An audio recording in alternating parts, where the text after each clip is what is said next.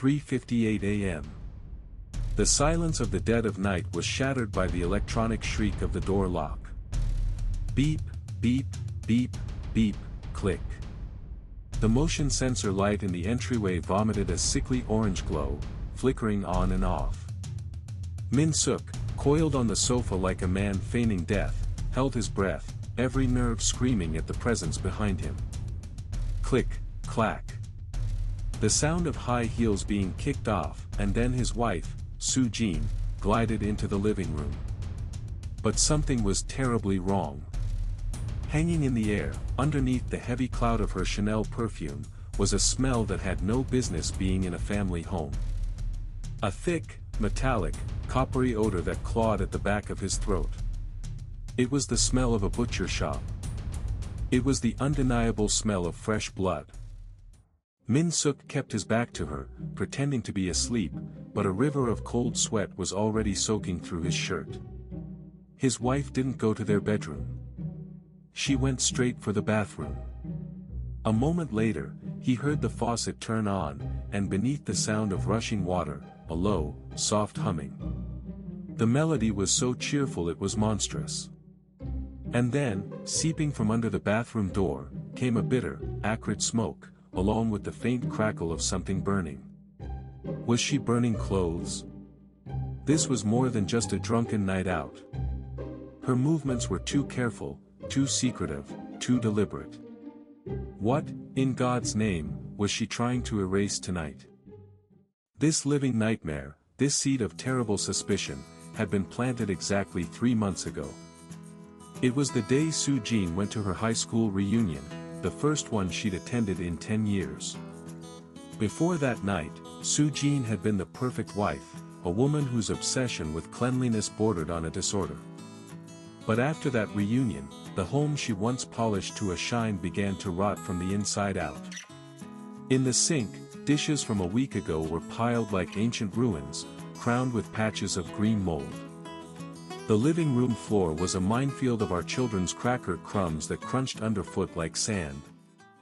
When Min-suk came home from work, he'd find Soo-jin lying in bed in the middle of the afternoon, just staring blankly at the ceiling.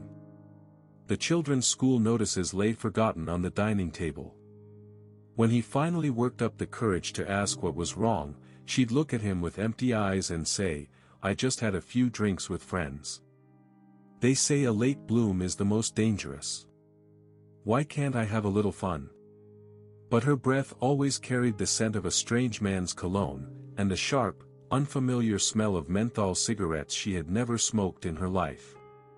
The foundation of his world, of his trust, began to crack. The final, damning proof arrived in the mail. A credit card statement. Charge after charge at a famous nightclub, H Club. Time of purchase, 2 a.m. Hundreds of dollars on alcohol, every few nights.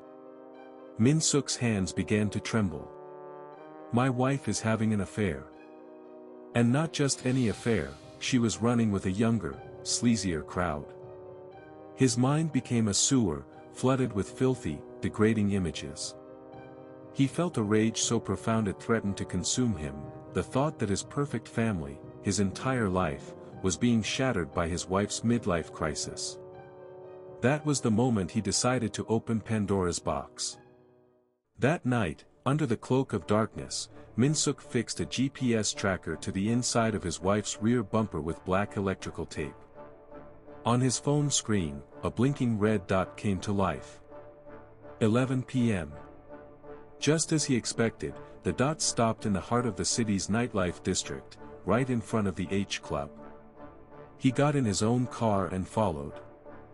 The city's neon lights bled across the wet asphalt, a chaotic reflection of the turmoil in his soul.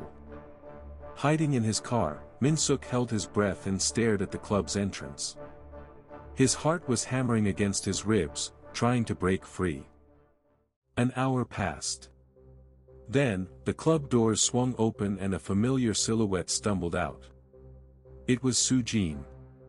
Caked in makeup, wearing a dress that clung to her body, and on her arm, was a boy. He couldn't have been older than his mid-20s. The boy wrapped his arm around her waist, whispering in her ear, and Su-jin threw her head back and laughed, a wild, unrestrained sound. The modest, respectable wife he knew was gone. This was a stranger. They didn't hail a cab. Instead, they started walking toward a block of cheap, hourly-rate motels. Min-suk gripped the steering wheel so hard he could feel the leather groan in protest. That boy is going to touch my wife. Tonight, in that filthy motel room, my wife will moan under another man. He fought back a wave of nausea and followed them. Inside, while the old man at the front desk snored, Min-suk crept up the stairs, all the way to the door of room 302. The hallway was damp and smelled of mildew and cheap air freshener. He was torturing himself, he knew, but he couldn't stop. He pressed his ear to the cheap wood of the door, bracing himself for the sounds of passion, for the creak of the bedsprings that would finally shatter his world. But the sounds from beyond the door were not of passion. They were of work. Thump. The dull, heavy sound of something blunt hitting the floor. It was followed by another sound. Rear up. Rear up. It sounded like packing tape being pulled from a roll, or maybe the friction of a knife sawing through tough meat. There were no moans of pleasure, no whispers of love. Only the sound of something heavy being dragged, punctuated by his wife's occasional, ragged breaths. And then, scrubbing. A frantic, rhythmic scrubbing sound. He couldn't take it anymore. Min-suk squeezed his eyes shut and grabbed the doorknob. It wasn't locked. Crash. He kicked the door open, a scream of betrayal caught in his throat. You filthy, come out here right now. But the bed he was staring at was empty. The white sheets were pristine, untouched. Instead, the bathroom door was wide open, and a sterile fluorescent light was pouring out. And in that light, Min-suk saw something that would be burned into his memory for the rest of his life. The bathtub was overflowing, not with water, but with crimson. The floor tiles were splattered with droplets of blood, creating a grotesque mosaic. And there, in the center of the carnage, was Su-jin. She had her party dress hiked up, and she was wearing a pair of pink rubber gloves, scrubbing the floor. Lying next to her was the young man from the club.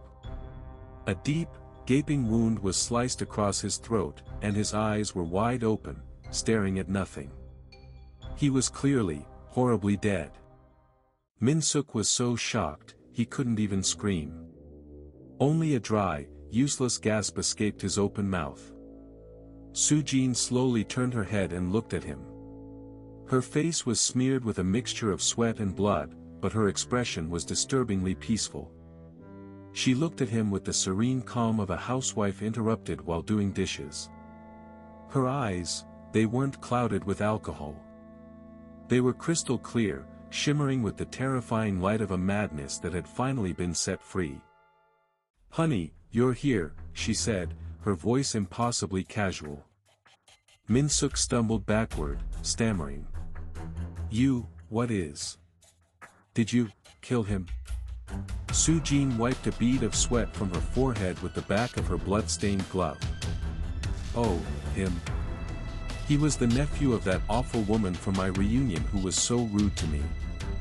We played for a bit, and then I took care of it. You're so good at cleaning, dear. Can you give me a hand? The bleach is over there." To her, it seemed, murder was a much smaller transgression than infidelity. As Min-suk's trembling hand reached for his phone, Su-jin's voice dropped to a low, cold whisper. "Are you going to call the police? What about our children? They'll be branded for life as the children of a murderer. Do you want to see our precious Jongmin bullied at school, his life ruined?"